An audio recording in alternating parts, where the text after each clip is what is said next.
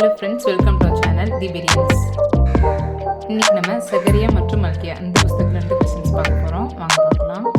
First question, தேவனாகிய கர்த்தரின் சத்தத்தை கேட்டு நடந்தீர்களானால் இது நிறைவேறும். செகண்ட் கொஸ்டின், அதன் நடுவில் மகிமையாக இருப்பேன் என்று கர்த்தர் சொல்லுகிறார். தேர்ட் கொஸ்டின், கர்த்தரின் பர்வதம் பரிசுத்த பர்வதம்.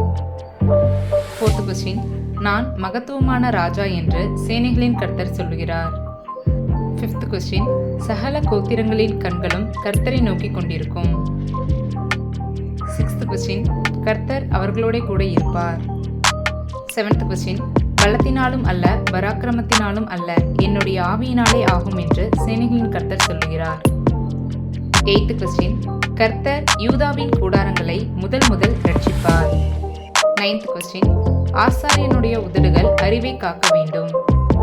10th கொஸ்டின், என் நாமத்துக்கு பயந்திருக்கிற உங்கள் மேல் நீதியின் சூரியன் உதிக்கும்.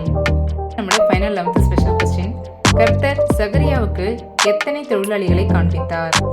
இந்த கொஸ்டின்ஸ்க்கு ஆன்சர் பண்ணீங்கன்னா வருகின்ற வாரம் திங்கட்கிழமைக்கு முன்னாக உங்களோட ஆன்சரை வாட்ஸ்அப் குரூப்பில் சென்ட் பண்ணுங்கள். லாஸ்ட் வீக் கேட்ட கொஸ்டின்ஸ்க்கு ஆன்சர் பண்ணுறவங்க எல்லாருனா இதில் வின் பண்ணது யாருன்னு பார்த்தீங்கன்னா பெல்லா சிஸ்டர். Congratulation sister.